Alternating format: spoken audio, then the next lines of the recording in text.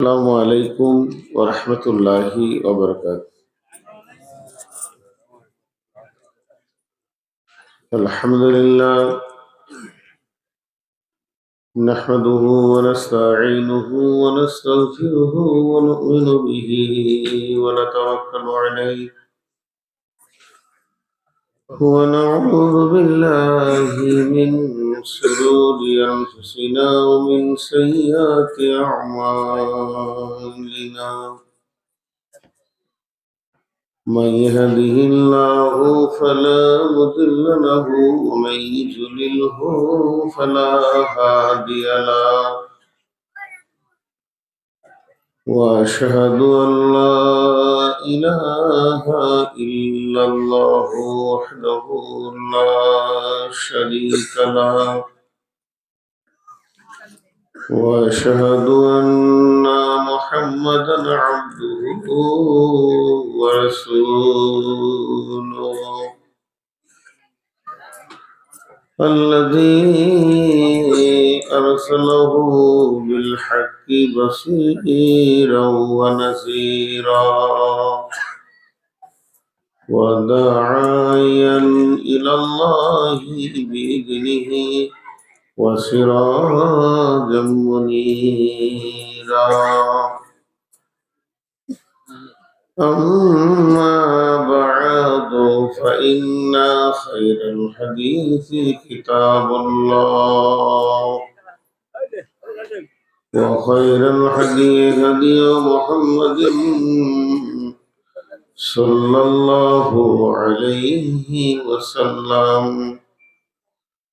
وشر الأمور محدثاتها وكل محدثة بدعة وكل بدعة ضلالة وكل ضلالة في النار. فقد قال الله تبارك وتعالى في كلامه المجيد وفرقانه الحميد. أعوذ بالله من الشيطان الرجيم. ألف لام ميم ذلك الكتاب لا ريب فيه هدى للمتقين الذين يؤمنون بالغيب ويقيمون الصلاة ومما رزقناهم ينفقون والذين يؤمنون بما أنزل إليك وما أنزل من قبلك وبالآخرة هم يوقنون أولئك على هدى من ربهم وأولئك هم المفلحون.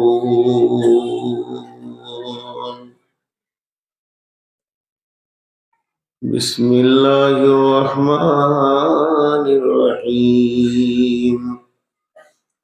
قل هو الله أحد الله الصمد لم يلد ولم يولد ولم يكن له كفوا أحد. যেদিন তুমি ডাক দেবে মোরে তোমার শীতল কোলে ঘুমাইয়ে পড়িব তোমারই বক্ষে সারা দুনিয়ার মায়া ভুলে। রবে না সেদিন পিতার আদর মাতার স্নেহের কোল বন্ধু স্বজনে ব্যথা অনুভূতি, শিশুদের কলরব। প্রিয় তোমার দেবে না মুখে সোহাগ মাখা চুম, ঘুমানোর পালা আসিবে যেদিন নিরালা নিঝুম। ধরণীর বুকে যত আশা আর রচিন সম্পদ যত, তোমারই মাটিতে মিশাইয়া যাবে হাই আমার দেহের মতো। কতজনে এসে স্নেহ মমতায় ডাকিবে নামটি ধরে, কত বন্ধুর স্মৃতির অশ্রু ঝরিবে তোমার উপরে। সারা নাহি পেয়ে ফিরে যাবে তারা আমাকে পেছনে রেখে, তুমি হাসিবে সবার কাঁদায়া সবার অশ্রু মেখে। একটি সকাল একটি বিকাল কাটেনি যাদের ছাড়া, ভাবিতে পারিনি কেমন এতে হাই পর হয়ে যাবে আজ তারা। যেমনি একা একই আসিন হেতাই একা একই যাব, বিদায় কালে পথের সাথী কোথায় গো পাব। তুমি মোর সাথী চিরজনমের, অগ কবর গাহের মাটি।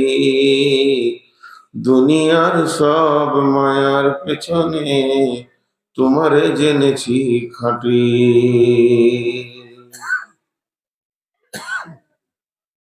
শ্রদ্ধেয়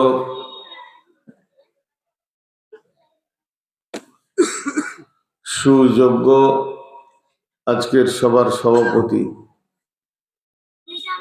উপস্থিত আমার সামনে দিনদার ইমানদার মুমিন ভাই সকল, পর্দা থেকে শূন্যে অলি মোমেনা মা ও বোনেরা, প্রশংসা গুণগান গুণকীর্তন ভালোবাসা তকদির হায়াত মত দুনিয়া আখেরাত সুখ দুঃখের সব মালিক আল্লাহ, যে মহান মুনিব আজকে আমাদেরকে বিভিন্ন এলাকা গোত্র বংশ জাতি ধর্ম বয়স বর্ণ নির্বিশেষে এক মসজিদ কেন্দ্রিক আয়োজিত মহফিলে হাজির করেছেন। আমরা সবাই শুকরিয়া করি আলহামদুলিল্লাহ। দরুদ ও সালাম বর্ষিত হোক আখিরি পয়গম্বর নবী মুহাম্মদুর রাসূলুল্লাহ, নবী মুহাম্মদুর রাসূলুল্লাহ সাল্লাল্লাহু আলাইহি সাল্লামের উপর। আল্লাহুম্মা আমিন, আল্লাহুম্মা সাল্লি আলাইহি, আল্লাহুম্মা বারিক আলাইহি। মোহতারাম ভাইও বুজুর্গ দোস্ত, আমি আপনাদের সামনে মহাগ্রন্থ আল কোরআন, চিরসত্তর কিতাব, আল্লাহর বাণী, ইলমুল ওয়াহী, এই কিতাব থেকে সূরা বাকারার একটা রুকু তেলাওয়াত করেছি, দুটি আয়াত কম।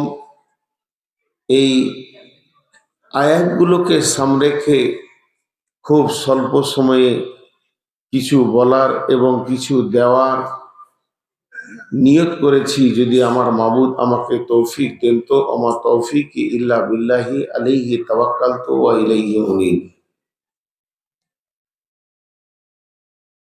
আমি আমার বক্তব্য শুরু করার আগে ছোট্ট ছোট্ট দু তিনটি কথা বলবো। এই দু তিনটি কথা আপনাদেরকে এক দু মিনিটে বলেই আমি বক্তব্যে চলে যাব। যদিও কোরআন পৃথিবীর দামি কিতাব, এই কোরআনটা যে দেবে আর একজন নেবে, যে দেবে আর একজন নেবে। আমি আপনাদেরকে দিব, আপনারা নেবেন, তো আগে দেনেওয়ালাকে হুঁশ করতে হবে কার হাতে দিছি। বেহুশ লোকের হাতে দেওয়া ঠিক হবে না। একটা লোক মদ খেয়ে এসছে, ওর হাতে দেওয়া ঠিক হবে না। একটা লোক শরীরটা নাপাক আছে, আলিম, উনি নাপাক, দেওয়া যাবে না। লা ইয়ামাসসুহু ইল্লাল মুতাহহারুন। তো দেনেওয়ালাকে ভাবতে হবে, লেনেওয়ালাকেও ভাবতে হবে। তা আজকের এই মহফিলে লেনদেনের পালা। তো মহফিলটা দেখে ঠিক মনে হচ্ছে যে মানুষের মধ্যে অ্যাটেনশন কম, গাফিল গাফিল ভাব। এই গাফিলকে মহাসত্য কোরআন দেওয়াটা ভুল হবে, কারণ তার অ্যাটেনশন না থাকলে সে একটা ভুল চিন্তা ভাবনা করবে, তার চিন্তাটা আলাদা হয়ে যাবে। বিধায় আমি আপনাদের সামনে বহুত দূরের মেহমান, কিছু না হলো আপনার বাড়ি থেকে আমার বাড়ি 1500-1600 কিলো হবে, 1600-1700 কিলোমিটার রাস্তা। সেই কলকাতা থেকে দিল্লি রুটে আমার বাড়ি, সেখান থেকে এসেছি আমি মেহমান। আমি বড় আলিম, আমার অনেক ডিগ্রি আছে, এগুলো কিছুই নাই, আমি জিরো। কিন্তু আজকের দিনের জন্য আমার একটা জিনিস আপনারা স্বীকার করবেন, আমি মেহমান। আর মেহমানের কোনো কোয়ালিটি হয় না। আমার বাড়িতে এসে গেছে হিন্দু, ইহুদি, নাসারা, মাজুসি, যদি আপনার বাপকে কতল করেছে, আপনার দুশ্মন হয়, সেও এসে গেলে মেহমান। কারণ বিশ্বনবীর ঘরে ইহুদি মেহমানও ইজ্জত পেয়েছেন। অতএব মেহমানকে আপনাকে সম্মান করতে হবে। আল্লাহ রসুল বলছেন, যার আখিরাতের জ্ঞান আছে আর আল্লাহর উপরে বিশ্বাস আছে, সে যেন মেহমানের ইজ্জত করে। আর আল্লাহ কত মেহমানকে ভালোবাসেন। আপনারা এশার নামাজ পড়েছেন 4 রিকাত, আমি পড়েছি 2 রিকাত। নামাজ ফরজ, তাকে আল্লাহ মেহমানের জন্য কনসিডার করেছেন। বিধায় আমি শুধু একটা কথা আপনাদের সামনে বলবো, আর 1 মিনিট টাইম দেব। যতটি লোক আছেন জায়গা চেঞ্জ করে একদম সামনে আসেন, সবটি এক জায়গা হয়ে যান। যারা চেয়ারে বসে আছেন, এটা আদব নয়, চেয়ারে বসার শরীয়ত পারমিশন ওরকম করেনি। আমার এটা প্রয়োজন আপনাদের জন্য, কিন্তু চেয়ারে ওই বসবে যে অসুস্থ, মাজায় ব্যথা আছে, হাঁটু ব্যথা আছে, নিচে বসতে পারে না। ইয়ং ছেলে কেন চেয়ারে বসবে? ভাই, চেয়ার ছেড়ে নিচে বসেন, সবাই আগে আসেন। 1 মিনিট টাইম দিলাম আপনাদেরকে, সবাই আগে আসেন। আমার কথা বুঝতে পারেন? একদম সামনে সামনে, আরো সামনে, আরো সামনে, একজনও কোথাও থাকবেন না।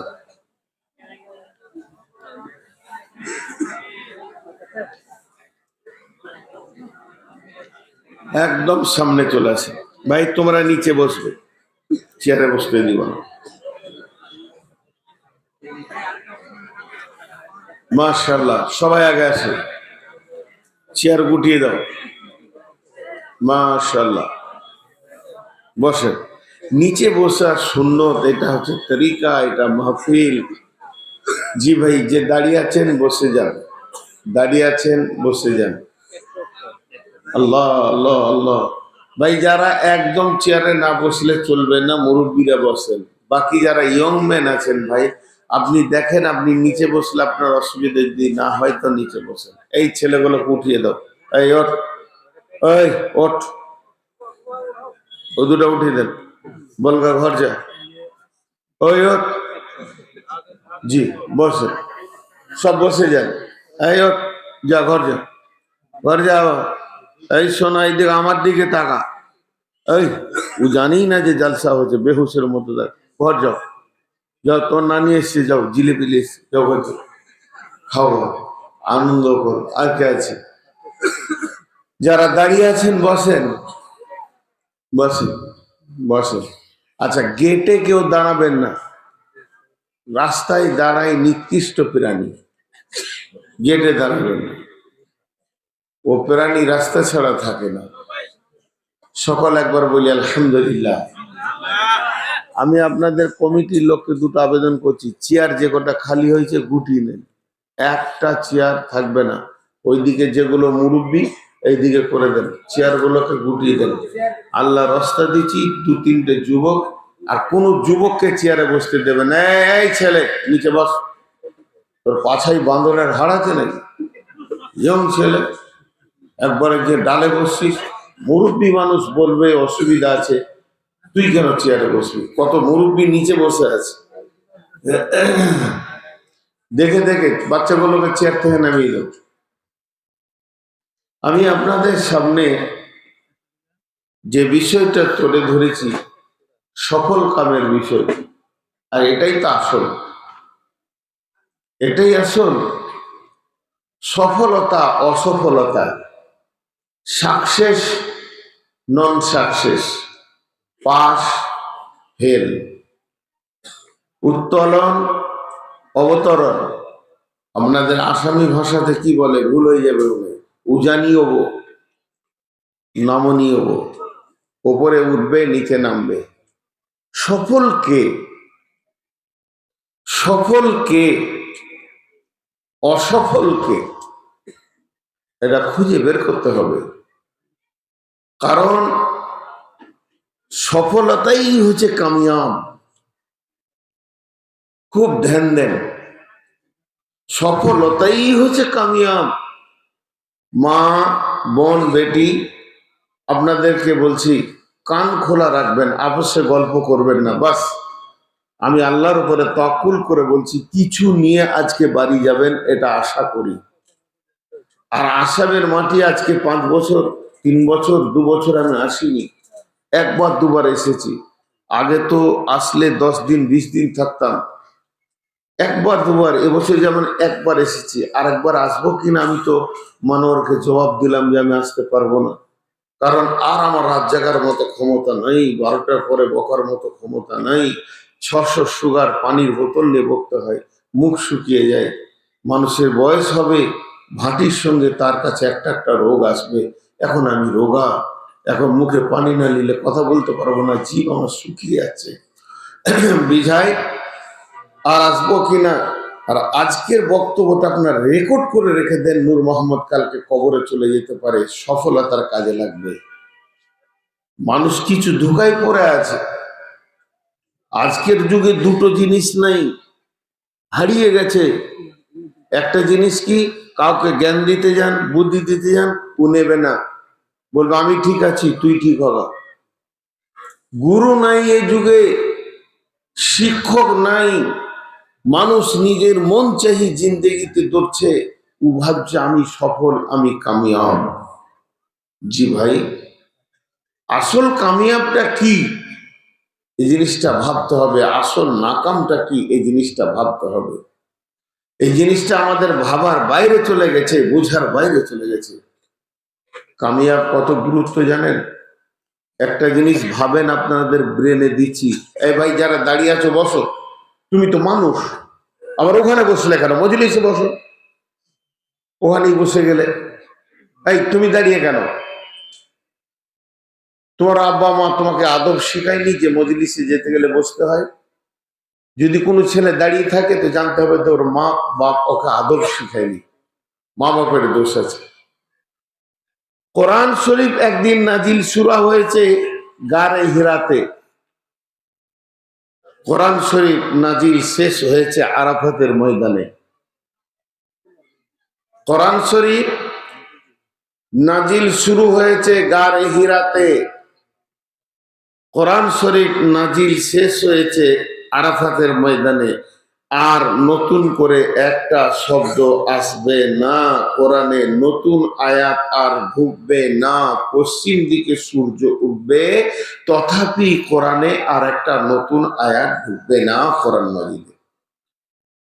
আল্লাহর তরফ থেকে এই নিয়ামতটা মোকাম্মল করা হয়েছে। আল ইয়াউমা আকমালতু লাকুম ওয়া আতমামতু আলাইকুম নি'মাতি, পুরো করে দেওয়া হয়েছে। রাসূলুল্লাহ সাল্লাল্লাহু আলাইহি সাল্লাম যা হাদিস বর্ণনা করেছেন কমপ্লিট। আর নবী পৃথিবীতে বেঁচে নাই, নতুন কোনো হাদিস তৈরি হবে না। তবে সার্চিং করলে আমাদের অনেক হাদিস হাতছাড়া হয়ে আছে, সেগুলো পাওয়া যাবে, কিন্তু নতুন হাদিস আর জন্ম নেবে না। তাহলে আল্লাহর তরফ থেকে, রসুলের তরফ থেকে নিয়ামতের সম্পূর্ণ দিয়ে দেওয়া হয়েছে কিয়ামত পর্যন্ত যা প্রয়োজন আছে, বিধায় আর নতুন কিছু তৈরি হবে না। কিন্তু এখনো পর্যন্ত সফলতার ডাক আল্লাহর তরফ থেকে চালু আছে। সফলতার ডাক আল্লাহর তরফ থেকে চালু আছে।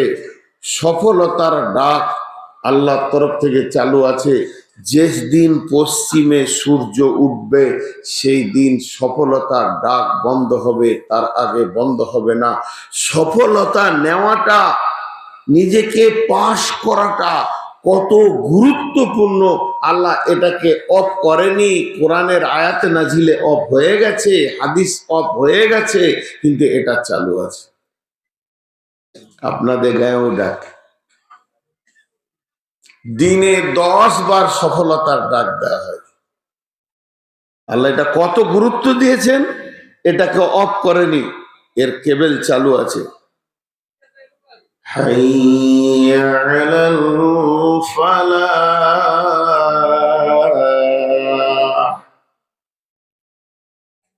হাইয়া আলাল ফালাহ।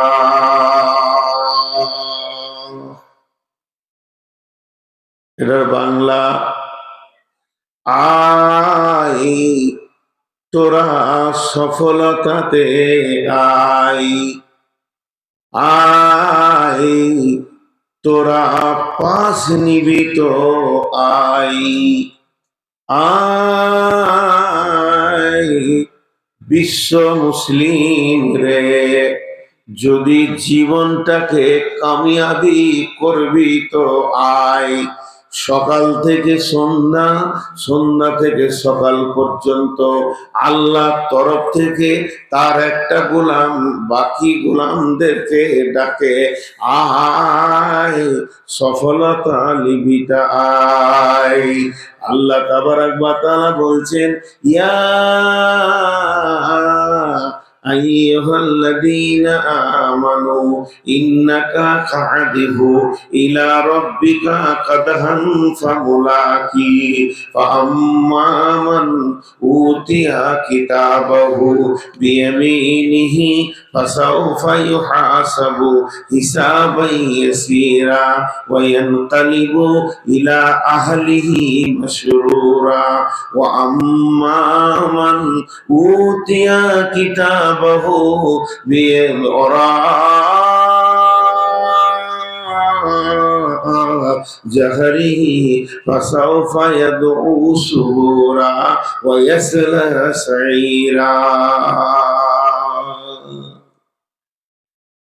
আমাদের ধোঁকা কি? আমাদের ধোঁকাগুলো কি? কাগজ কলম নিয়ে ব্রেনিয়ার মানুষ অঙ্কে বসে যান। একটা ছেলে মাধ্যমিকে পাস করেছে, ক্লাস 10-এ পাস করেছে, তার ফ্যামিলি বলছে বাহ বাহ, মা বাপ বলছে বাহ বাহ, গাঁওয়ালা বলছে বাহ বাহ, পাড়াওয়ালা বলছে বাহ বাহ, দেশওয়ালা বলছে বাহ বাহ, গোটা আসাম রাজ্যে স্কলার হয়েছে, বাহ বাহ বাহ বাহ। মা মিষ্টি খাওয়াচ্ছে, বাপ মিষ্টি খাওয়াচ্ছে, এ মিষ্টি খাওয়াচ্ছে, ও ভালোবাসছে, সাক্ষাৎকার নিচ্ছে, সাংবাদিক এসছে, বাহ বাহ বাহ বাহ, ছেলেটা চান্স পেয়েছে, গবেষণায় চান্স পেয়েছে, এমবিবিএস করেছে, বাহ বাহ বাহ বাহ, এফআরসিএস করেছে, কত সফলতার সার্টিফিকেট। আমি হলাম বিএসসি, আমি হলাম এমএসসি, আমি হলাম বিকম, আমি হলাম মাস্টার্স, আমি হলাম গ্র্যাজুয়েশন, আমি হলাম মাধ্যমিক, আমি হলাম আর কি এমবি, এমবিবিএস, নানা রকম সফলতা দেখাচ্ছি আমরা। অনেকে আবার সার্টিফিকেট গুলো তুলে রেখে দেয় ঘরে, এমনি করে কাঁচের পিকচার বানিয়ে, এটা আমার মাধ্যমিকের সার্টিফিকেট, এটা আমার এইচএস এর সার্টিফিকেট, এটা এত ঢেরি সার্টিফিকেট ওর জীবনে।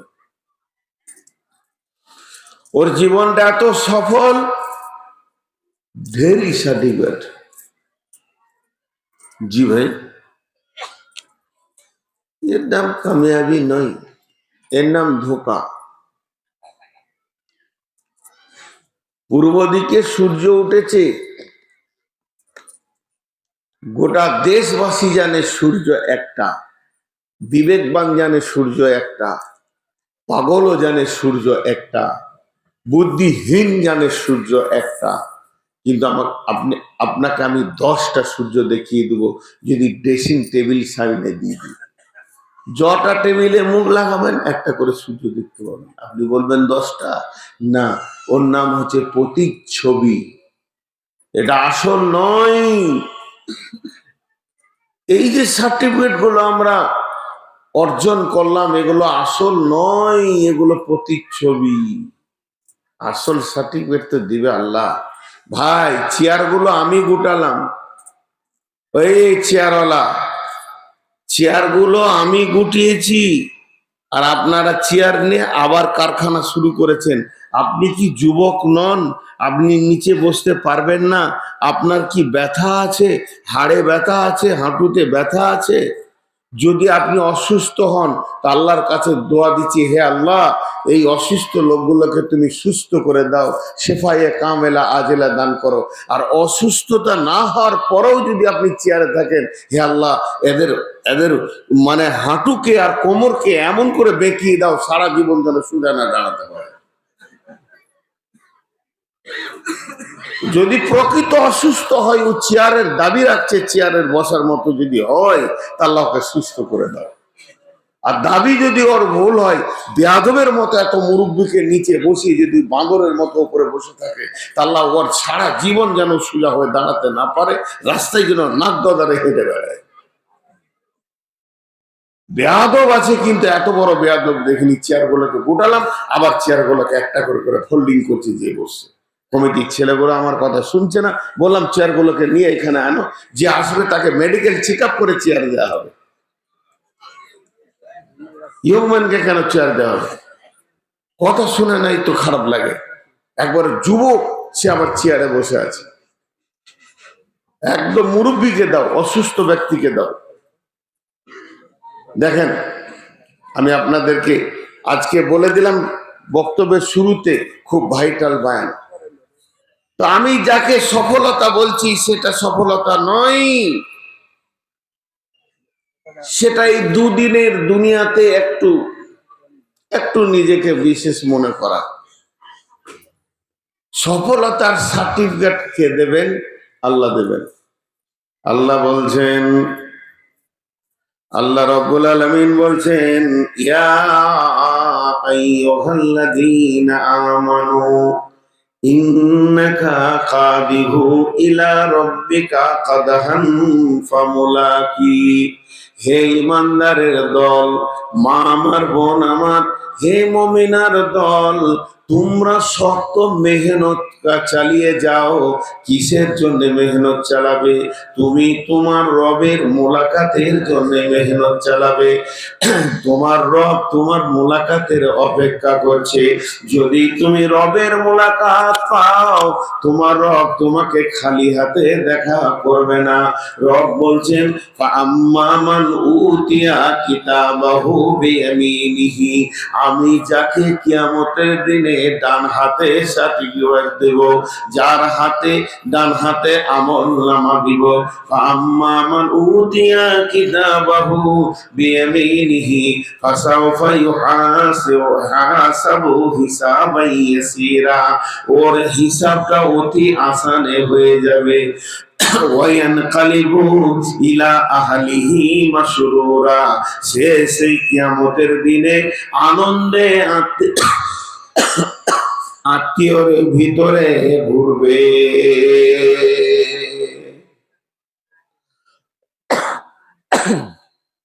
এটার নাম সফলতা। আনন্দে ঘুরবে। হাদিসে আছে, কোরআনে আছে, ও সার্টিফিকেট নিয়ে কিয়ামতের মাঠে এত আনন্দ হবে, ওই ওই চিন্তার দিনে ওর আনন্দটা এত হবে, ও লাফাবে আর বলবে, আমি কামিয়াব, আমি সফল, আমি সফল, আমি সফল, আমি কামিয়াব, আমার আর কোনো চিন্তা নাই, আমি কামিয়াব। কিন্তু আল্লাহ বলছেন, فأما وأما من أوتي كتابه وراء জাহরিহি ফাসাউফা ইয়াদউ সুবুরা ওয়া ইয়াসলা সাইরা। যাদেরকে আমি বাম হাতে পেছন দিকে আঁধারের ভিতরে আমলনামা দিব, ও আফসোস করবে আমি ভেস হয়ে গেলাম, হালাক হয়ে গেলাম, আমি অসফল হয়ে গেছি, আমি কামিয়াব হতে পারলাম না। এই আফসোস করে নিজে মতকে ডাকবে, মত মত তুমি কোথা আছো, এসো। হাদিসে কোরআনে বলছে মতকে ডাকবে, ইয়াদউ সুবুরা, মতকে ডাকবে, মুখে ডাকবে মতকে, আর ওর কাছে আসবে জাহান্নাম, সাঈর নামে জাহান্নাম, ওয়াইসলা সাঈরা। দেখেছে মত, এসেছে জাহান্নাম। বুঝতে সুবিধা হবে। এক বাঙালি ছেলে কুয়েত গিয়েছে কাজ করতে, নতুন হোটেলে খেতে বসেছে। তোকে মনে হচ্ছে নুন কম আছে, তো নুন চাইছে। তো নুনকে বাংলাতে ভালো করে লবণ বলে। তো হোটেলের যে ছেলেগুলো কাজ করেছে ওদেরকে ইশারা করে বলছে লবণ লবণ লবণ, আর ওকে এক গ্লাস দুধ দিয়েছে। আরবিতে নুন, নুনটা এই বাংলায় বলছে নুন, লবণ। আর লবণ শব্দের আরবি হচ্ছে দুধ। চেয়েছে নুন, দিয়েছে দুধ, কারণ লবণ মানেই তো দুধ। ওর চাওয়ার সঙ্গে মালটা মিলছে না।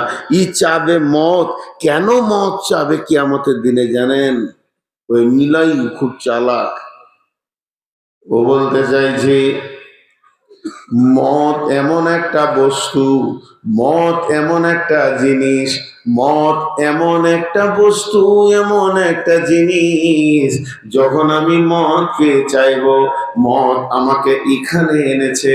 আমি যে জায়গায় ছিলাম, মা বাপ ভাই বোন আত্মীয় স্বজন ছেলে মেয়ে স্ত্রী নানা নানি দাদা দাদি নাতি পোতা ফুল ফ্যামিলির ভিতরে আনন্দে আমি ছিলাম। শুধু এইটুকু নয়, জমি জায়গা ঘর বাড়ি ভিটা মাটি, আমার ব্যাংক ব্যালেন্স চাকরি বাকরি, যেন আমার পৃথিবীটা সাজানো ছিল। মদ কোথা থেকে গেল? ওইখান থেকে আমাকে টেনে নিয়ে এসে কবরে হাজির করে দিয়েছে। তাহলে মতের একটা ক্ষমতা আছে, এক জায়গা থেকে আর এক জায়গায় মানুষকে নিয়ে চলে যায়। এখন আমি রয়েছি এদিকে জাহান্নাম, এদিকে পুলসেরাত, ওদিকে জাহান্নাম দাও দাও করে জ্বলছে। চারিদিকে যেন আমি একটা বিপদের মধ্যে বিরাজ করছি। এখন যদি মত আসে তো এখান থেকে আর এক জায়গায় করে দেবে। তাই ও নিজেই সেদিন মতকে ডাকবে, বলবে মত আয় আমাকে নিয়ে যা, আমি অসফল হয়ে গেছি, আমার আর কোনো উপায় নাই, আল্লাহ জাহান্নামে ঢুকতে হবে। যখনই ও মতকে ডাকবে, আল্লাহ নিজে বসতে ইয়াদউ সুবুরা, মতকে ডাকবে, ওয়াইসলা সাঈরা, ওর কাছে জাহান্নাম এসে হাজির হবে।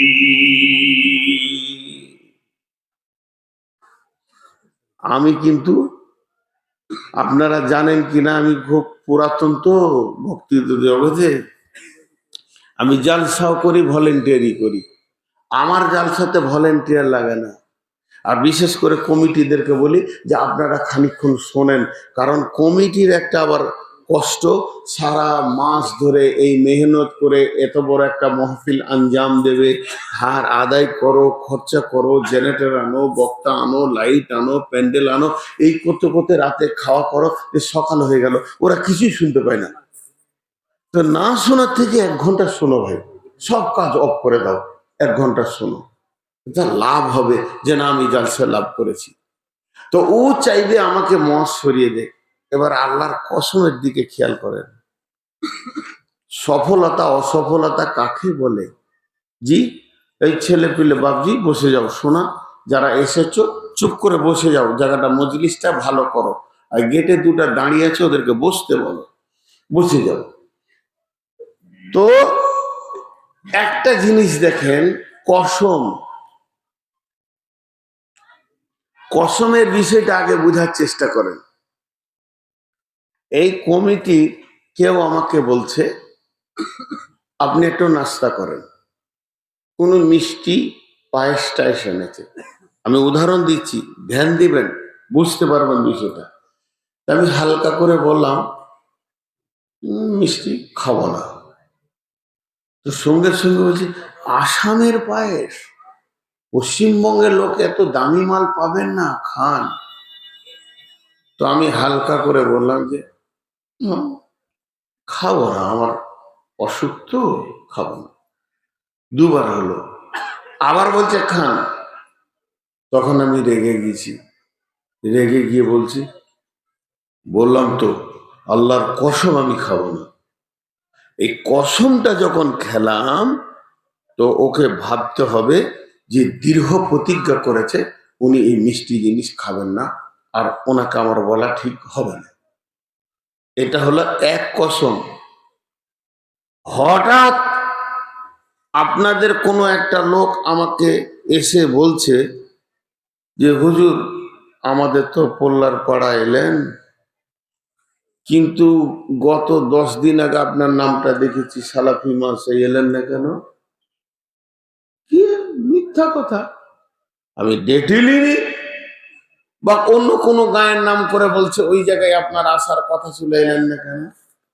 তো আমি এটাতে এত বেশি রেগেছি, মা আমার, বোন আমার, একটু ধ্যান দেন। আমি কসম একবার নয়, এক গাদা খেয়েছি, আল্লাহর কসম, আল্লাহর কসম, আল্লাহর কসম, আল্লাহর কসম, এটা মিথ্যা। ওটা একটু লোড হলো।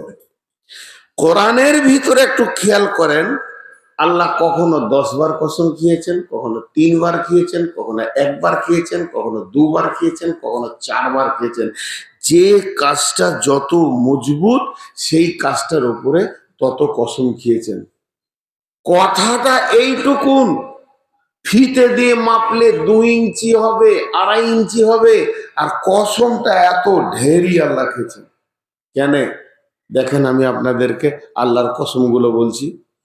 বিসমিল্লাহির রহমানির রহিম। والشمس وضحاها والقمر إذا تلاها والنهار إذا دلاها والليل إذا يغشاها والسماء وما بناها والأرض وما طحاها ونفس وما سواها فألهمها فجورها وتقواها قد أفلح من زكاها وقد خاب من دساها। কসম কবার খেলেন আল্লাহ? 11 বার। কথার দিকে ধ্যান দেন। আল্লাহ এমন একজন, তিনি যে কথাটা বিনা কসমে বলে দেবে ওইটার ওজন আছে। আল্লাহ যদি বলে, এখন যদি আল্লাহ কথার কথা বুঝাচ্ছি, ওহি আসবে না, আল্লাহর কথা আসবে না, আমি আপনাদেরকে বোঝানোর জন্য বলছি। আল্লাহ যদি এখন বলে আমি কসম দিচ্ছি তোরা ময়দান ছেড়ে দে, তো ছেড়ে দিতে হবে একবার। আল্লাহ যদি শুধু বিনা কসমে বলে এই ময়দান ছাড়, বায়ন শুনতে হবে না, তো ছেড়ে দিতে হবে, ওইটাই ফরজ হয়ে যাবে আমাদের জন্য, আল্লাহর হুকুম। কিন্তু আল্লাহ যদি একবার কসম খায় যথেষ্ট ছিল। তো আল্লাহর মতো শক্তি সম্পূর্ণ 11 বার কসম খেলে কেন? আল্লাহ নিজের জন্য কসমটা খাচ্ছে না। আমাদের অভ্যাস খারাপ, আমরা নিজেদের চরিত্র, নিজেদের চলাফেরাকে এত খারাপ করেছি, কসম বেশি না হলে আমাদের গা ভিজে না। কথাটা বুঝতে পেরেছি ভাই? আপনাদেরকে বোঝাতে পারলাম? একবার হ্যাঁ না বলবেন, তবেই তো আমি বুঝবো যে আপনারা বুঝছেন। বেশি কসম না হলে আমাদের গা ভিজে না। আল্লাহ 11 বার কসম কে 2টো শব্দ ব্যবহার করলেন। সুবহানাল্লাহ। এই 2টো কথা কি? قد أفلح من زكاها وقد خاب من دساها। মাত্র 2টি কথার জন্য আল্লাহ 11টা কসম খাচ্ছেন। কসমগুলো আর একবার আপনাদেরকে শুনিয়ে দিই। ওয়াশ-শামসি ওয়াদুহাহা ওয়াল কামারি ইযা তালাহা ওয়ান নাহারি ইযা দাল্লাহা ওয়াল লাইলি ইযা ইয়াগশাহা ওয়াস সামাই ওয়া মা বানাহা والأرض وما طحاها ونفس وما ওয়া সাওয়াহা ফাআলহামাহা ফুজুরাহা ওয়া তাকওয়াহা। আল্লাহ 11টা কসমের পর বলছেন ক্বাদ আফলাহা মান যাক্কাহা, সফলতা ওই পাবে যে পবিত্র থাকবে। ওয়া ক্বাদ খাবা মান দাসাহা, ফেসে ওই যাবে, বিপদে ওই পড়বে যে না পাক থাকবে। যে পরিষ্কার পরিচ্ছন্ন থাকবে, যার গায়ে ময়লা নাই, কিয়ামতের মাঠেও সফল হয়ে যাবে। আর যার গায়ে ময়লা আছে, নোংরা জমে আছে, ওই লোকটা ফেসে যাবে, ফেসে যাবে, ফেসে যাবে।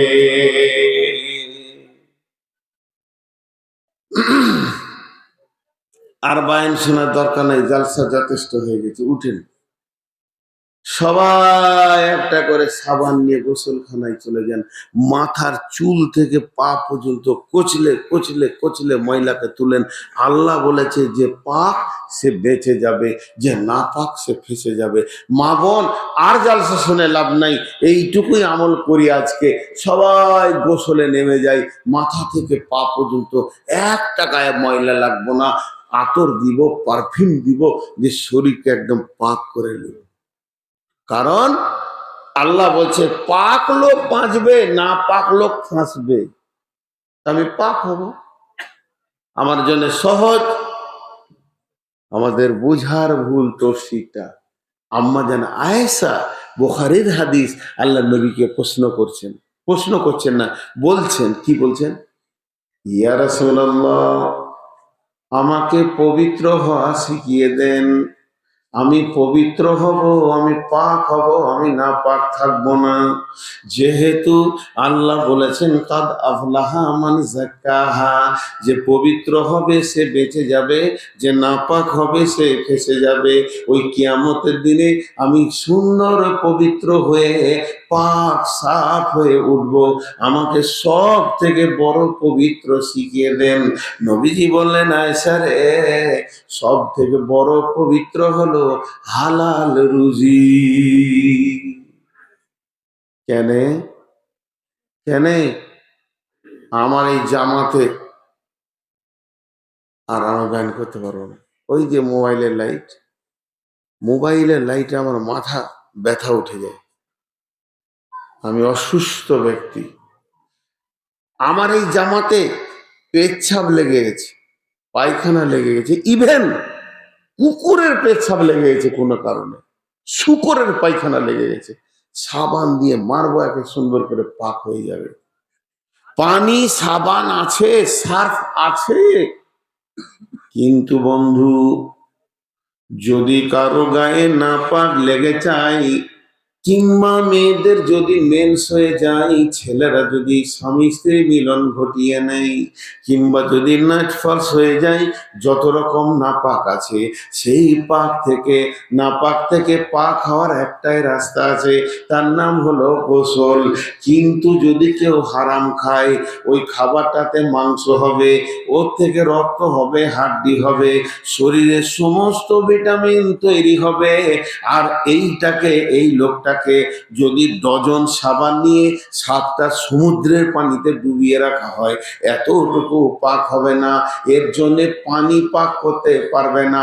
এর পাকের জন্য হচ্ছে আল্লাহর জাহান্নাম।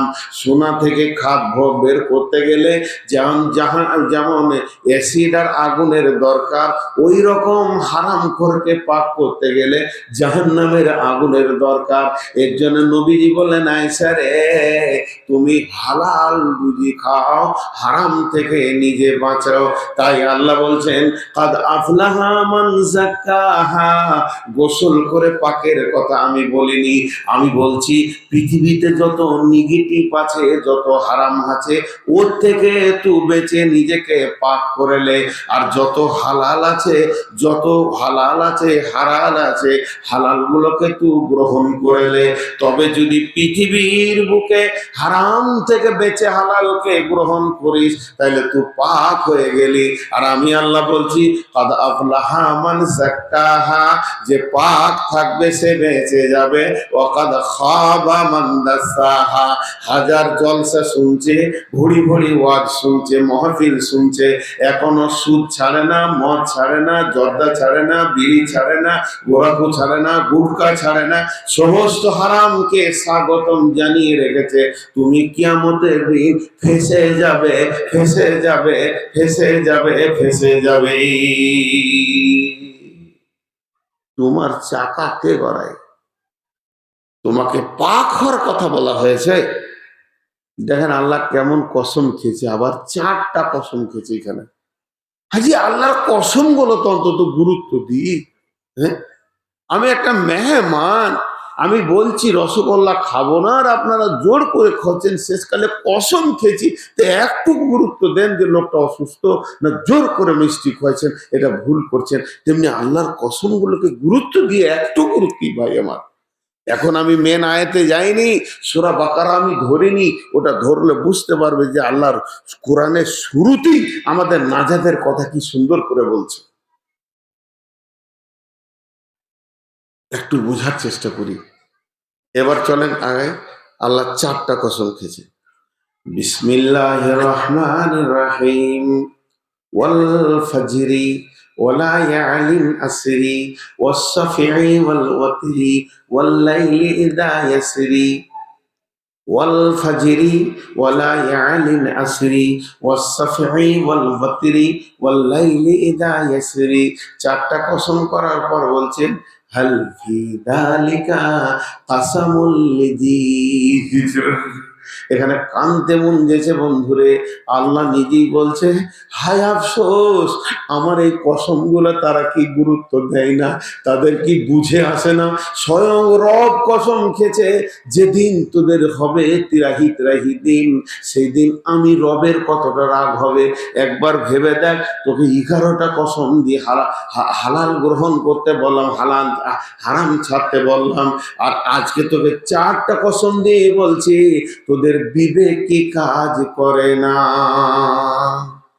মনীষা বুঝে আসে না, মনীষা বুঝে আসছে না। তোমার এখন বুঝে আসছে না?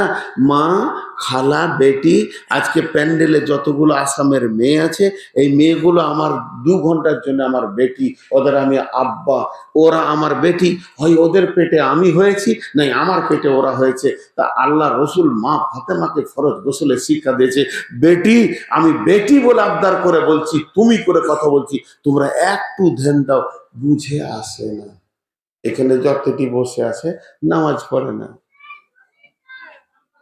ওখানে নামাজ পড়তে বলো জি, বলো হুঁশ কম, হুঁশ কম। যদি ওকে বলা হয় 1 কেজি আপেল নিয়ে আয় তো মার্কেট থেকে, তো দাঁড়িতে আপেল চাপাচ্ছে দোকানদার, আর একটা আপেল চাপিয়েছে দাগলা পচা। নামাও, ওইটা লিব না, ভালোটা দাও। আপেল চাপাচ্ছে, আনার চাপাচ্ছে, আম চাপাচ্ছে।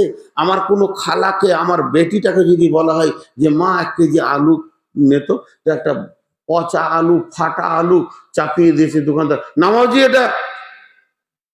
ভালো মন্দ মুঝার জ্ঞান নাই, দুনিয়া করছে কি করে। সব ভালো মন্দ তুমি দুনিয়ার ব্যাপারে বুঝতে পারছো, আর আল্লাহর কোরআন থেকে হালাল হারামটা বুঝতে তুমি বোকা বানছো। সিধা করে দেবো আল্লাহ বলছে, যেদিন ধরবো সেদিন শুধু মহলাত দিয়েছি পশ্চিম দিকে সূর্য ওঠা পর্যন্ত, তোবার দরজা খুলে রেখেছি বলে এখনো পিটানি পড়ছে না। নাহলে আমি কি বুঝি না? তুমি আম কিনতে যে পচাটা নাও না, তুমি আপেল কিনতে যে পচাটা নাও না, হাটে আলু কিনতে গিয়ে দাগ লাগা আলুটা নেবে না, পটল কিনতে গিয়ে ফাটা পটলটা নেবে না। তোমার এতটুকু জ্ঞান আছে, হাট বাজার যখন করো তুমি বিচক্ষণ, আর হারামটাকে কত কত কত কত করে মেরে দিছো, হালাল রেখে কোনো খেয়াল নাই, তখন তোমার বিবেক কাজ করে না নাকি? হালফি দালিকা কাসামুল লিজি হিজর। ভাই আমার, আপনাদের বিরক্ত লাগছে নাকি? যদি বিরক্ত লাগে তাড়াতাড়ি ছেড়ে দেবো। ও 12টা তো বেজে গেছে, আমার দিন শেষ, আজকে জালসার ডেট শেষ। এবার কমিটির সঙ্গে আলোচনায় বসতে হবে বাবা, আমার ডেট শেষ। একটু ধৈর্য ধরেন। আল্লাহ বলছে দেখ এই চারটা কসম কিসের খেয়েছে। কসম চারটার ব্যাখ্যা করতে গেলে 4 দুগুণে 8 ঘন্টা লাগবে, কিন্তু আমি শর্টে বলে দিছি। প্রথম নম্বরে কসম খেয়েছে ফজরের সময়ের কসম। কেন খেয়েছে যদি বলতে যাই লম্বা ব্যাখ্যা হবে। সময়ের এত মূল্য, শুধু আমার একটা বক্তব্য আছে, 2 ঘন্টার সময় নামে সময়ের এত মূল্য আল্লাহ তাবারাক ওয়া তাআলা দিয়েছেন। সময়কে কেন্দ্র করে আল্লাহ কোরআনে 3টি গোটা সূরা নাজিল করেছেন। একটার নাম হলো ফজর, একটার নাম হলো আসর, একটা নাম হলো দুহা। এগুলো সময়কে কেন্দ্র করে আল্লাহ আয়াত দিয়েছেন। তাই ফজরের কসম করছেন। কেন ফজরের কসম করলেন আল্লাহ? ফজরের সময় উদীয়মান সূর্য তত্তর করে ওপর দিকে উঠে, সামনে একটা লম্বা দিন পাওয়া যায়। তা সূর্য মানুষকে কথা বলে, এটা একজন দার্শনিক বলছেন। এটা বুখারী নয়, মুসলিম নয়, আবু দাউদ নয়, তিরমিজি নয়, এটা কোনো হাদিস নয়। একজন ইসলামী চিন্তাবিদ বলছেন সূর্য যখন তত্তর করে পূর্ব দিকে উঠে, সারা বিশ্বের মানুষকে ডেকে বলে, ও সৌভাগ্যবান, তোরা বেঁচে আছিস, রাত্রে মরে যাসনি, আবার একটা দিন তোরা পেয়ে গেলি, অতএব তৌবা করার সুযোগ পেলি, এখনো হারাম ছেড়ে দিয়ে হালালে ঢুকে যা, সুযোগ পেয়ে গেছিস, তোর কপাল ভালো, তোর কপাল ভালো।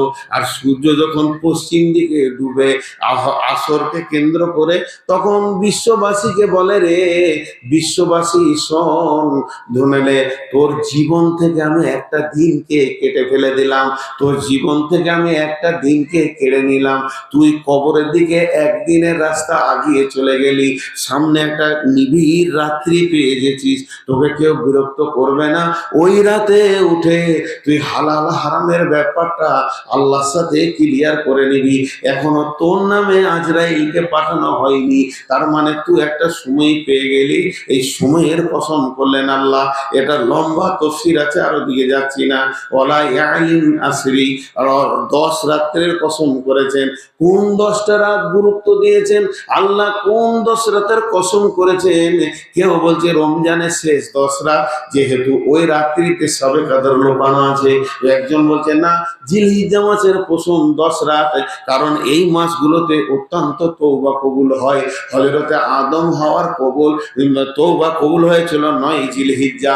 জীবনের সমস্ত হারামের তওবা করবি তো জিলহিজ্জা মাসের 10টা রাত্রি আল্লাহর কাছে কেঁদে নিবি, পারলে 10 দিন রোজা রেখে নিবি।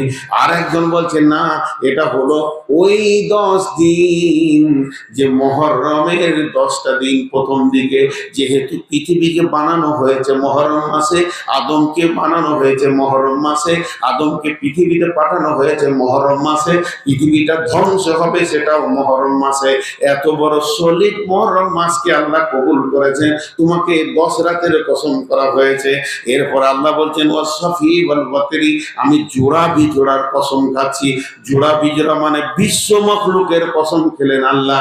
তারপরে আবার বলছেন হাল ফি যালিকা কাসামুল লিযী হিজর ওয়াল লাইলি ইযা ইয়াসরি, চলমান রাতের কসম খেলাম। 4টা কসম, 4টা কসম, 4টা কসম খাওয়ার পর আল্লাহ বলছেন হাল ফি যালিকা কাসামুল লিযী হিজর, এটা কি বিবেকবানদের জন্য কসম নয়?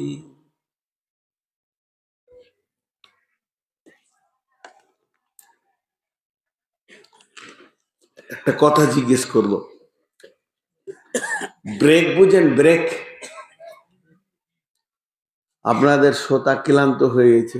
মরা রুগীর চিকিৎসা হয় আসামে, কথা বলে না। আসামে মরা রুগীর চিকিৎসা হয়। মরে গেল তো ওর একটাই কাজ, কাফন পরাও, দাফন করো। মরার পরে যদি কোনো ডাক্তার ওকে ইঞ্জেকশন দেয়, জানতে হবে ডাক্তারটাই পাগল। তা কোনো রোগী যদি শ্রোতা যদি সাউন্ড না পাওয়া যায় আর তারপরে যদি কেউ বক্তব্য রাখে, তো জানতে হবে ওই বক্তাটাই পাগল। মরা রোগীর চিকিৎসা করছে। একবার হ্যানাটা একটু আওয়াজ দিয়ে দেন। এতগুলো দেখেন কত সুন্দর আল্লাহ আমাদেরকে সুন্নতের তরিকায় বসিয়েছেন, কিন্তু গেটের দিকে তাকিয়ে দেন 3 জন দাঁড়িয়ে আছে হনুমান। আল্লাহ ওদেরকে বসার তৌফিক দেয়নি। হ্যাঁ, একাই বিপ্লব করছে, আমি বসছি না। আপনারা বলেন ব্রেক দেখেছেন? ব্রেক, ব্রেক বুঝেন কিনা?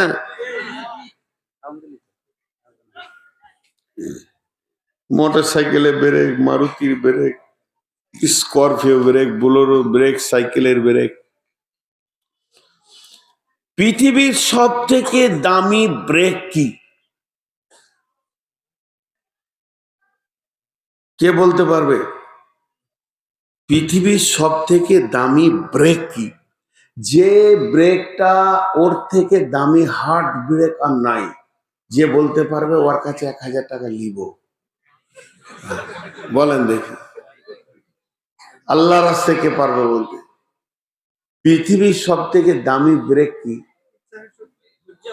ডিস ব্রেক আছে, ওয়েল ব্রেক আছে, হাওয়া ব্রেক আছে, তারপরে তার ব্রেক আছে, ব্রেক লিভার আছে, কত রকম ব্রেক আছে।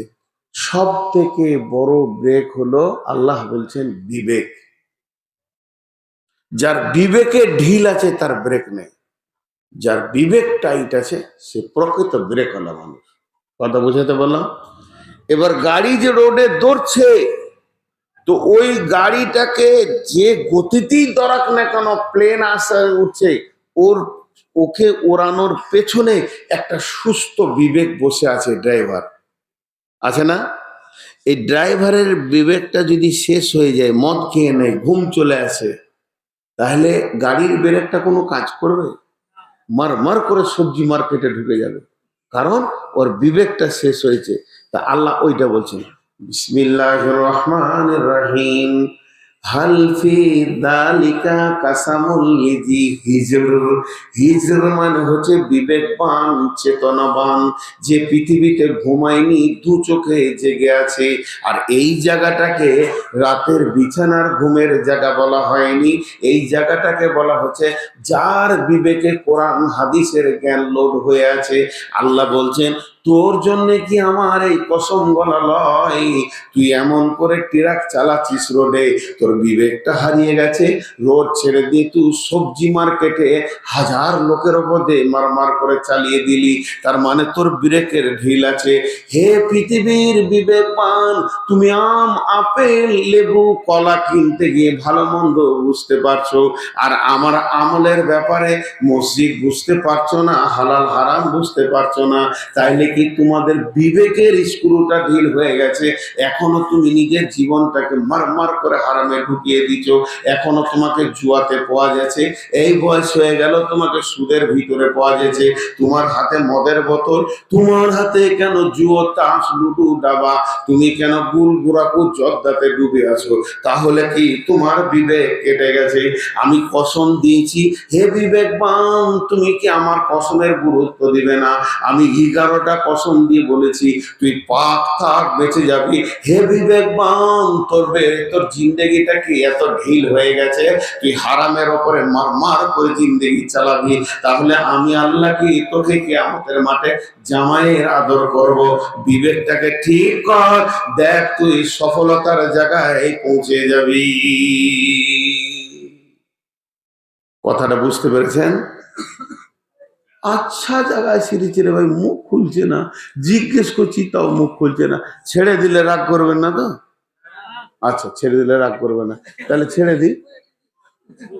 হ্যাঁ, বুঝছেন? আমার কথা আপনারা বুঝতে পারছেন? যদি বুঝতেই না পারেন তা আমার তো উলু বনে মুক্ত ছড়ানো হয়েছে, বং করা হয়েছে।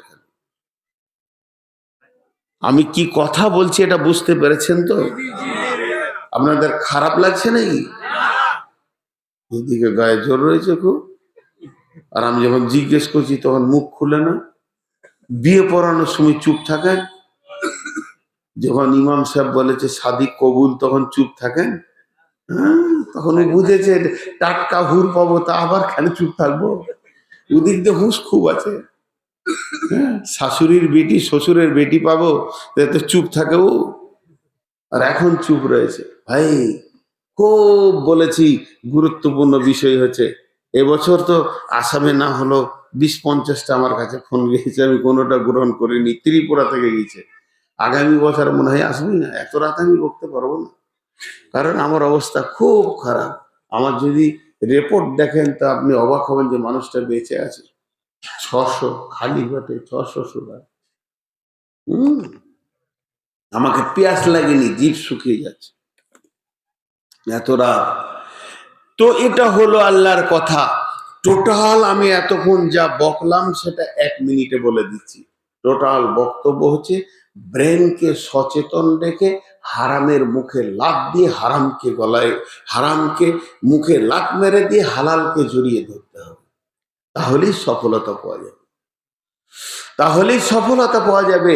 আপনাকে প্রাইমারি স্কুলে একবার সার্টিফিকেট দিয়েছে, একবার হাই স্কুলের সার্টিফিকেট দিয়েছে, আর একবার কলেজে দিয়েছে, ইউনিভার্সিটি দিয়েছে, ভোকেশনালে দিয়েছে, মাদ্রাসায় দিয়েছে, মক্তবে দিয়েছে, জামিয়াতে দিয়েছে, জামিয়া সালাফিয়াতে দিয়েছে। পৃথিবীতে যত পড়াশোনার জায়গা আছে সবাই একটা করে সার্টিফিকেট পেয়েছি। 2বার পেয়েছি, 5বার পেয়েছি, 7বার পেয়েছি। এমবিবিএস করেছি পেয়েছি, এফআরসিএস করেছি পেয়েছি, পিএইচডি করেছি, এমডি করেছি, এমএম করেছি, এলএলবি করেছি। যত রকম সার্টিফিকেট আমি পেয়েছি সব সার্টিফিকেটকে ছুঁড়ে ফেলে দেন। একটাই সার্টিফিকেট যেটা আল্লাহ দিবে সেটাই কামিয়াব, আর আল্লাহ যেটা দিবে সেটাই নাকাম। ওইটা ডান হাতে নেওয়ার চেষ্টা করতে হবে। এবার আল্লাহ বলছেন সফলতার 8টা শিখর আছে। যদি কোনো ব্যক্তির ভিতরে 8টা গুণ থাকে সেই লোকটা সফলতা পেয়ে যাবে। বিসমিল্লাহির রহমানির রহিম। আলিফ লাম মিম। যালিকাল কিতাবু লা রাইবা ফীহি হুদাল লিল মুত্তাকিন।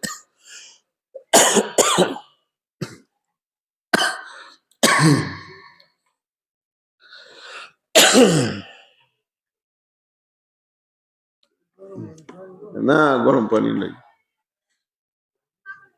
আমি আবার ঠান্ডা পানি খাই। যালিকাল কিতাবু লা রাইবা ফীহি হুদাল লিল মুত্তাকিন আল্লাযীনা ইউমিনুনা বিল গায়বি ওয়া ইউকিমুনাস সালাতা ওয়া মিম্মা রাযাকনাহুম ইউনফিকুন। পাঁচটা হলো। والذين يؤمنون بما أنزل إليك وما أنزل من قبلك وبالآخرة هم يوقنون। আল্লাহ 5 আর 3 8টা কথা বললেন সফলতার। যদি আমার ভিতরে ওই 8টা জিনিসকে আমি ফলো করি, 8টা জিনিসকে যদি ঠিক মতো ধরতে পারি তাহলে আমি সফলতা পেয়ে যাব। ভাইরা আমার, এই 8টা জিনিস আল্লাহ সূরা বাকারার শুরুতে বলেছেন।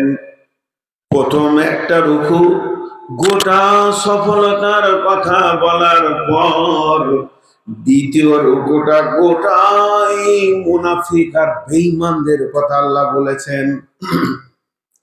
তার মাঝে একটা কথা বলেছেন সফলতা কাকে বল, সফলতা কাকে বলে একবার ভাব। ওয়া ইযা কিলা লাহুম আমিনু কামা আমানান নাসু ক্বালু আনুমিনু কামা আমানাস সুফাহাউ আলা ইন্নাহুম হুমুস সুফাহাউ ওয়ালাকিন লা ইয়ালামুন। সফলতা কাকে বলে? আল্লাহ এখানে একটা কথা বলছেন, আমি আপনাদের মাথায় কথাটা ভরে দিতে সবাই একবার গবেষণা করব এই কথাটা কেন আল্লাহ বললেন। কামা আমানান নাস, কামা আমানান নাস, স্বয়ং আল্লাহ বলছেন। এটা খুব অবাক করা কথা। ওয়াইজা কিলা লাহুম আমিনু কামা আমানান নাস। নাসটাকে নাস নাস মানে মানুষ। সেই মানুষটাকে মডেল মডেল বুঝেন, আইডিয়াল মডেল। একটা উদাহরণ দিব, বুঝে নেবেন। এই আপনাদের পল্লার পাড়া একটা ছেলে গোটা আসামে স্কলার হয়েছে, আসামে কেন অল ইন্ডিয়াতে। ফেসবুকে ওর ছবি সহ এত লেখালেখি হয়েছে, ওকে শুধু ভারত নয়, চীন, Bhutan, Nepal, Pakistan, Bangladesh, Japan, German, Australia, Thailand সবাই দেখছে ছেলেটার ব্রেন কি গো, এত নম্বর তুলেছে। সবাই ওকে নাম করছে মাশাল্লাহ ভালো ছেলে, মাশাল্লাহ ভালো ছেলে। ছেলেটার নাম জয়নাল আবেদিন। জয়নাল ভালো ছেলে, জয়নাল ভালো ছেলে। এখনো এমন মডেল হয়ে গেছে, সবাই ওর নাম নিচ্ছে। আপনি আপনার ছেলেটাকে পড়তে বসে করে, পড়তে বসলি, এই বসছি, পড়বি তো পর, জয়নালের মতো পর, নাইলে পড়তে হবে না। ওটা মডেল হয়ে গেছে। এরকম কেউ প্রাইভেট মাস্টার তার ছেলেদেরকে বুঝাতে বুঝাতে বলছে, বাবা তোমরা পড়াশোনা করো, দেখো তো জয়নাল কেমন রেজাল্ট করেছে, ওই রকম পড়ো। এইরকম শুধু ইন্ডিয়াতে বলছে না, এরকম বিদেশেও বলছে যে জয়নালের মতো যদি পড়াশোনা করতে পারিস তা পর, আইনালে ছেড়ে দে। বাপ মা ছেলেকে বলছে, তাহলে জয়নাল একটা মডেল। জয়নাল একটা মডেল বিশ্ব গার্জেনের চোখে। জয়নাল একটা মডেল বিশ্ব শিক্ষকের চোখে। জয়নাল একটা মডেল। মডেল তো আল্লাহ ওই রকম। আল্লাহর চোখে কে মডেল হলো? আল্লাহ আমাদেরকে বলছে, বিসমিল্লাহির রহমানির রহিম, وإذا قيل لهم آمنوا كما آمن الناس كما آمن الناس। এ পল্লার পাড়া মহফিলে তোমরা যে হাজির হয়েছো, যজন বয়ান শুনছো, আমি আল্লাহ বলছি তোমরা ইমানদার হও, তোমরা ইমানদার হও। কেমন ইমানদার হবে?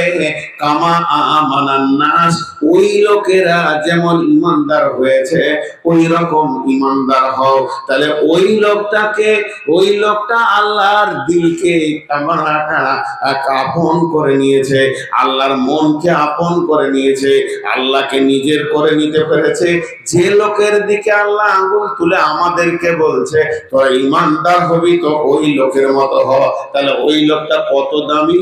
আল্লাহকে আপন করে নিয়েছে, আল্লাহ দিলটাকে আকর্ষণ করে নিয়েছে। আল্লাহ এই জন্যই আমাদেরকে জ্ঞান দিতে গিয়ে বলছে, যদি ইমানদার হবি তো ওই লোকের মতো হ। তাহলে ওই লোকটা কত দামি? ওই লোকটা কত দামি! আল্লাহ আপনাকে আমাকে জ্ঞান দিয়েছে, বলছে ওই লোকের মতো। সেই লোকটা কই খুঁজে বের করি? কোথা আছে? এখন আছে মক্কায় না মদিনায়, না কুয়েতে, না জাপানে, না জার্মানে, না ভারতে, না আসামে? ওই লোকগুলো কই? যে লোকের দিকে আল্লাহ আঙুল তুলেছে ওদের মতো ইমানদার হতে বলছে আমাদেরকে। আমাদের মতো ইমানটা আল্লাহর পছন্দ হচ্ছে না, বলছে ওদের মতো ইমান আনা আমি পছন্দ করে নিব। সেই লোকটা কই? ওই লোকটা কত দামি, ওই লোকটা কত দামি, ওই লোকটা কত দামি, ওই লোকটা কত দামি, ওই লোকটা কত দামি, স্বয়ং আল্লাহ গ্রহণ করছে।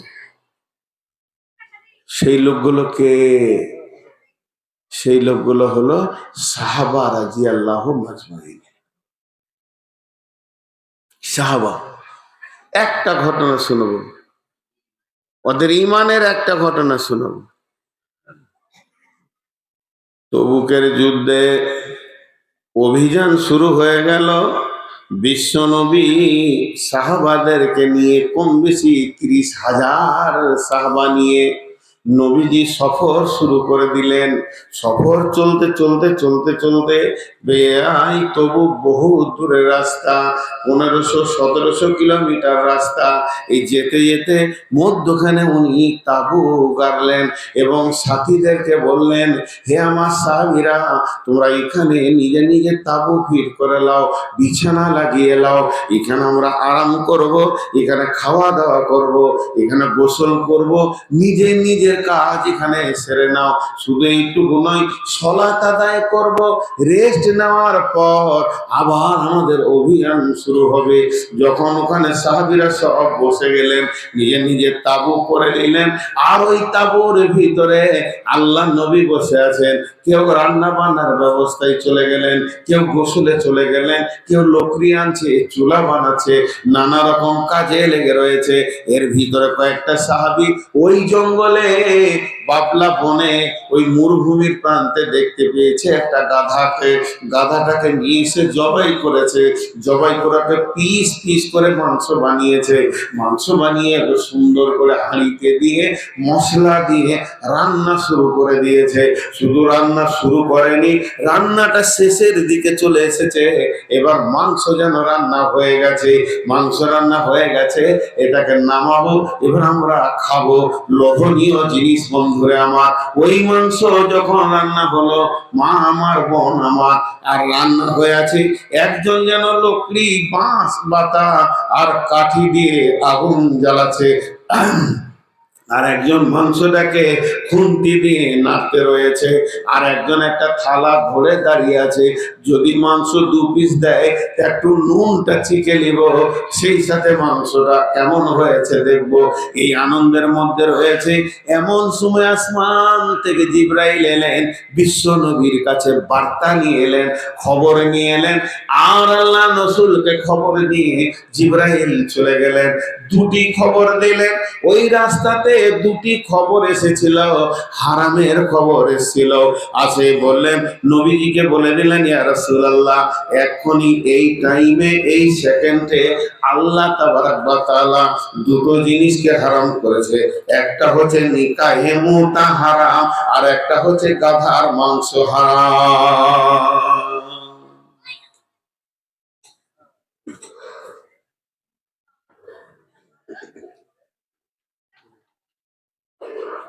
নিকাহে মুতা বুঝেন? কন্ট্যাক্টে বিয়ে, ওটা হারাম। আর কি হারাম? ওই গাধার মাংসটা হারাম। হয়ে গেছে জি, টিপে দেখছে মাংস হয়ে গেছে। একজন সাহাবী এলান করতে লাগলো, ও আল্লাহর বান্দারা, গাধার মাংস হারাম, আর নিকাহে মুতা, যার কাছে বউ আছে, ওটা হারাম। বউ সাথে আছে, হারাম। বলে দিলে, মেয়েটা যদি তোমার পছন্দ হয়, ওর সাথে যদি তোমার মন মিলে যায়, ওকে মহারানা দিয়ে চিরদিনের বিবি করে নাও, কন্ট্যাক্টে বিবি বানানো যাবে না। আর গাধার মাংস কোনো রকম খাওয়া যাবে না। যে থালাটা ধরে দাঁড়িয়েছিল, নুন দেখবো, হাত থেকে তালা পড়ে গেল, হারাম হয়ে গেল, আর নুন চিখা যাবে না। যে লকড়িতে জাল দিছিল, সে হাত ছেড়ে উঠে গেল, জাল দিয়ে লাভ হবে না। যে লগুড়ি খুন্তি নাড়ছে, সেও ছেড়ে দিলে কি করবি? ওই হাঁড়িটাকে ধরে চুলাতে হড়হড় করে ঢেলে দিলে, 1 পিস দেখলে না, তার মানে হারাম হয়ে গেল। সঙ্গে সঙ্গে আমল রেডি হয়ে গেল। আল্লাহ বলছেন, আমিনু কামা আমানান নাস, হে কল্লার পারে সবার লোকেরা, ঈমান আনবি তোদের মতো আন। হারাম শুনেছে, ত্যাগ হয়ে গেছে। আর আমাদের বাপদাদার কাল থেকে শুনে আসছি, সুদ হারাম, মদ হারাম, এখনো বোতল হাত থেকে পড়ছে না। আল্লাহ বলছে, তোদের ওই ইমানের আমার দরকার নেই, তোদের ওই ইমানটা আমার দরকার নাই, সাহাবীদের ইমানটা দরকার আছে। মদ, কোন সাহাবীটা ভালো ছিল জি? মদের ভাটি ছিল আব্দুর রহমান ইবনে আওফের ঘরে। সব থেকে বড় সুদারু কে ছিল? রসুলের চাচা আব্বাস। গোটা আরবের মধ্যে সব থেকে সুদের টাকার দাপট, আব্বাসের মতো সুদখোর কেউ ছিল না মক্কার মাটিতে। শেষ বয়সে যখন ওর বুঝে এলো যেটা ভুল হচ্ছে, ভাতিজাকে কেন আমি নবী বলে মানছি না, হিংসা করে, দরকার নাই, আমার আখেরাত ঠিক করতে হবে। সন্ধ্যার সময় গিয়ে বলছে, বেটা মোহাম্মদ, দিনে ঢুকিয়ে লেবা, আশহাদু আল্লাহ ইলাহা ইল্লাল্লাহু ওয়া আশহাদু আন্না মুহাম্মাদান আবদুহু ওয়া রাসূলুহু। নবীজির কাছে হযরত আব্বাস দিনে ঢুকে গেলেন। দিনে ঢুকেছেন, এই মাত্র মাগরিবের পরে পরে সন্ধ্যাতে দিনে ঢুকেছেন। আল্লাহ নবী খানিক পরেই এলান করে দিলে কাবার কাছে, ও মক্কাবাসী, আমার চাচা আর মুশরিক নাই, আমার চাচার নাম হয়ে গেছে মুমিন, মুসলমান। অতএব আমার চাচার যে সুদের ব্যবসাটা ছিল, যতজন তোমরা সুদের ওপরে টাকা নিয়েছো, আমি তার যোগ্য ভাতিজা ঘোষণা দিয়ে দিলাম, তোমাদেরকে সুদ আর লাগবে লাগবে না, আসল টাকাটা এই চাচাকে দিও, সুদ আর লাগবে না। ইমান এনেছে মানে ও আর জিভে সুদ ঠেকাবে না, পাক হবে ও। একজন আর দৌড়ছে পাগলের মতো, গেল রে গেল, লস হয়ে গেল রে, লস হয়ে গেল, সব ধ্বংস হয়ে গেল, গেল রে আব্বাস গরিব হয়ে গেল, আব্বাসের সব শেষ। আব্বাসকে দিয়ে বলছি, চিল্লাইছিস কেন তুই এমন? বলছে তোমার সব শেষ, তোমার ভাতিজা বলে দিয়েছে সুদের টাকা লাগবে না, আসলটা লাগবে, ঠিক নাকি? যত দেখি, এসে দেখছি ঘটনা তাই। নবীজি বলে দিয়েছেন, হযরত আব্বাস এলান করছেন, ও মক্কার লোকেরা, আমি যাকে নবী বলে মেনে নিয়েছি, আমার ভাতিজাকে, এই ভাতিজাকে নবী বলে মেনে নিয়েছি, এর জন্য আমি সুদ আর খাবো না, আসলটাই দিতে হবে।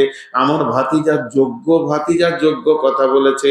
তবে একটা কথা তোমাদেরকে শোনাই, আমি আল্লাহকে পেয়েছি, আমি রসুলকে পেয়েছি, আমি দ্বীন ইসলাম পেয়েছি, আমি কোরআন মাজিদের মতো নিয়ামত পেয়েছি। এতগুলি নিয়ামত একসঙ্গে পাওয়ার কারণে আমি আব্বাসের দিলটা এত বড় হয়ে গেছে, এত আনন্দ হয়ে গেছি।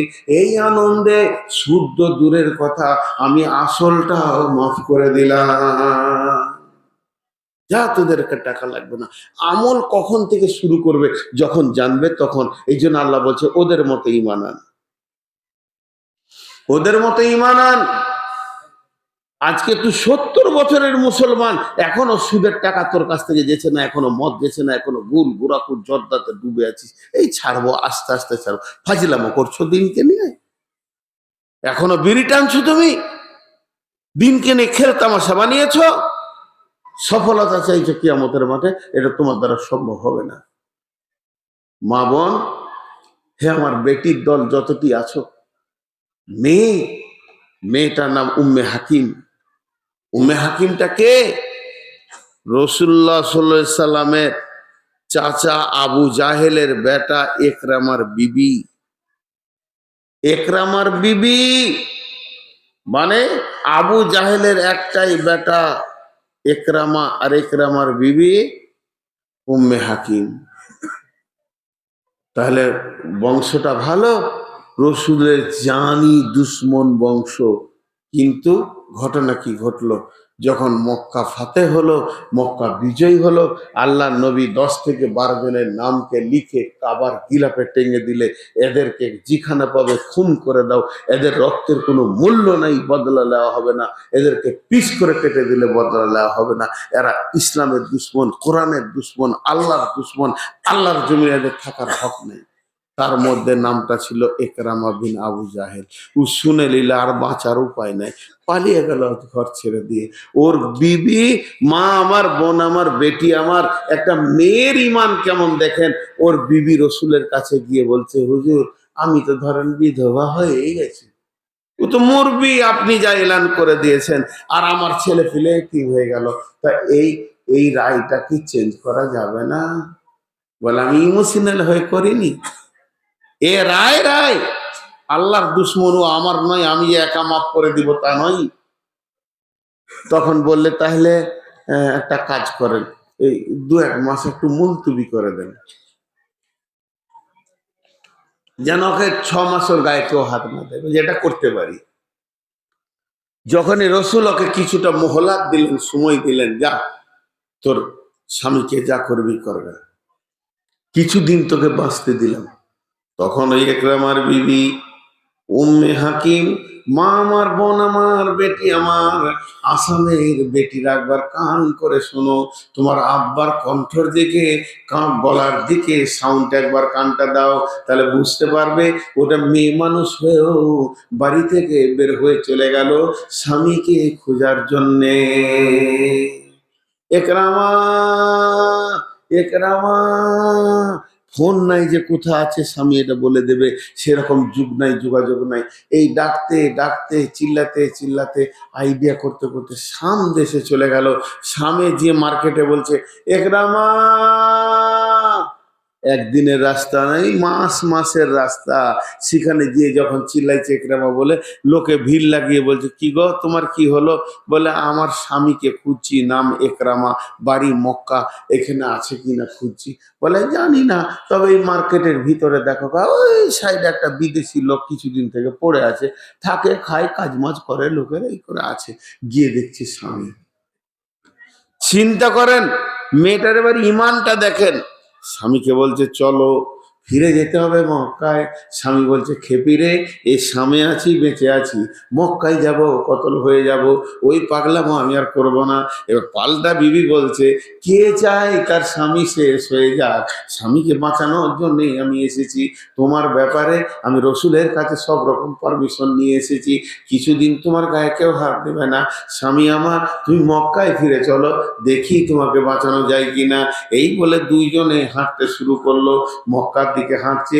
দিন যেছে রাত যেছে, দিন যেছে রাত যেছে। পূর্ব দিকে সূর্য উঠে পশ্চিম দিকে ডুবে গেল। একরামা তখন বিবিকে বলছে, বিবি রে, আর আমি হাঁটতে পারছি না, এবার শুবার ব্যবস্থা একটু করো, রেস্ট করার ব্যবস্থা করো। সঙ্গে সঙ্গে একরামার বিবি একটা চাদরকে বের করে লম্বা করে ঝেড়ে বিছিয়ে দিলেন, আর একটা চাদরকে বের করে একটু দূরে বিছিয়ে দিয়েছেন, পাশে পাশে বিছাইনি, মধ্যখানে ফাঁক রেখেছে। স্বামী বলছে, বিবি রে, এটা কোন ধরনের বিছানা হলো? স্বামী স্ত্রী বিছানা কি আলাদা আলাদা হয় নাকি, না এক জায়গায় হবে? কতদিন তোমাকে ছেড়ে আমি ছিলাম, কত কথা বাকি আছে, তোমার দিন রাতগুলো কেমন করে গেছে মক্কাতে, এটা আমি জিজ্ঞেস করব, তুমি আমাকে জিজ্ঞেস করবে কেমন করে আমি সামনে পৌঁছালাম জানকে নিয়ে। আপোষের মধ্যে কত কথা হবে, প্রেমালাপ হবে, আমাদের জীবনে কত দৈহিক সম্পর্ক আছে, সবগুলো সম্পূর্ণ হবে। তবে তুমি কেন বিছানা আলাদা করলে? হে পল্লার পাড়া আসামের মা, আমার বোনরা শোনেন, ওই মেয়েটি স্বামীকে কি জবাব দিছে। ওরা তো স্বামী স্ত্রী, ওখানে কোনো ভয় নাই, কেউ ওদেরকে মারবে না, ঝামেলা করবে না। উত্তরে বলছেন, স্বামী আমার, আমার সাথে তোমার এখন অনেক ডিস্টেন্স হয়ে গেছে, পার্থক্য হয়ে গেছে। কেন? নবীজি যেদিন ফাতে মক্কা করেছেন, মক্কা বিজয়ী করেছেন, তুমি যেদিন বাড়ি থেকে পালাও, আমি রসুলের কাছে গিয়ে কালেমা পড়ে নিয়েছি, আমি এখন মোমেনা মেয়ে হয়ে গেছি, আর আমি মুশরিক নাই, আমি লাত মানাত উজ্জা হবলের পূজা করি না, এখন আমি ওই শিরকে থেকে ধুয়ে পবিত্র হয়ে মুমিন হয়ে গেছি, আর তুমি এখনো মুশরিক আছো, এখনো তুমি কালেমা পড়তে পারোনি। অতএব তুমি কালেমা পড়ে ইমালে মুশরিক, একটা পবিত্র মেয়ে নাপাক ছেলের সঙ্গে মিলতে পারে না, এটা কোনোদিন হতে পারে না। আমাকে আল্লাহকে ভয় লাগছে, আমি তোমার সঙ্গে মিলবো না, চলো তোমাকে রসুলের কাছে নিয়ে যাব, তুমি কালেমা পড়ে নেবে, তারপরে তোমার আমার আবার নতুন বাসর ঘর বেড়ে যাবে। রসুলের কাছে নিয়ে এলো, কালেমা পড়ালেন। আর ওই একরামা, হাদিসের পাতাতে কত নাম এসেছে, একরামা বিন আবু জাহেল রসুলের ভালো ভালো সই হাদিস বর্ণনা করেছেন। ইমান আনার পর এই মেয়েটি কেমন, ইমান কাকে বলে, আমল সঙ্গে সঙ্গে কাজে লেগেছে। এইরকম অনেক ঘটনা আছে। তা আল্লাহ তাবারাক ওয়া তাআলা সূরা বাকারাতে একটা কথা বলছেন, তোরা হুঁশিয়ার হয়ে যা, 8টা জিনিসকে ফলো কর, তাহলে ঠিক রাস্তায় থাকবি, সফলতার রাস্তায় থাকবি। বিসমিল্লাহির রহমানির রহিম। আলিফ লাম মিম। যালিকাল কিতাবু লা রাইবা ফীহি হুদাল লিল মুত্তাকিন আল্লাযীনা ইউমিনুনা বিল গায়বি ওয়া ইউকিমুনা আস-সালাতা ওয়া মিম্মা রাযাকনাহুম ইউনফিকুন والذين يؤمنون بما أنزل إليك وما أنزل من قبلك وبالآخرة هم يوقنون। এই 8টা কথা বলার পর আল্লাহর ভাষাটা দেখেন। আল্লাহর ভাষাটা কি মিষ্টি ভাষা, মধুর মতো ভাষা, কলিজাতে ভরতে মন গেছে। আল্লাহর ভাষাটা বলছি, সবাই যার মুখস্থ আছে আমার সঙ্গে আস্তে আস্তে বলেন, চিল্লাতে হবে না। যদি আল্লাহকে ভালোবাসেন, যদি আল্লাহকে ভালোবাসেন, আমি ধীরে ধীরে বলবো আল্লাহর শেষ কথাটা। আল্লাহ নিজে বলছেন এই 8টা কথা বলার পর, উলাইকা আলা হুদাম মির রাব্বিহিম ওয়া উলাইকা হুমুল, যারা বলেন, মুফলিহুন। ভাই আসামের লোক, আপনারা আল্লাহকে এত ঘৃণা করেন, আল্লাহর ভাষাটা একবার আস্তে করে মিষ্টি সুরে বলতে পারলেন না? মাত্র এখানে 3জন বলেছে, এতগুলোর ভিতরে 3জন বলেছে। হাজি আল্লাহর কথাটা এটা বাংলাদেশে যদি হতো তোল পার লেগে যেত। মুখস্থ না থাকা, আমি আস্তে আস্তে করে বলছি। জি, সবাই এক নেন। এটা তো যে কোরআন পড়তে নাও জানে তার প্রথম রুকু মুখস্থ আছে সূরা বাকারা। একবার আল্লাহর রাস্তে আল্লাহর প্রেম নিয়ে মুখ খুলেন। আর মা বোনেরাও আপনারা মুখ খুলবেন, কিন্তু সাউন্ড বাদ দিয়ে আস্তে আস্তে। আল্লাহ খুশি হবেন। আল্লাহ যেটা বলছেন তর্জমাটা করলে আপনি খুশি হয়ে যাবেন যে এত বড় কথা আল্লাহ বলেছেন। বিসমিল্লাহির রহমানির রহিম। উলাইকা, বলেন, উলাইকা আলা হুদাম মির রাব্বিহিম ওয়া উলাইকা হুমুল মুফলিহুন।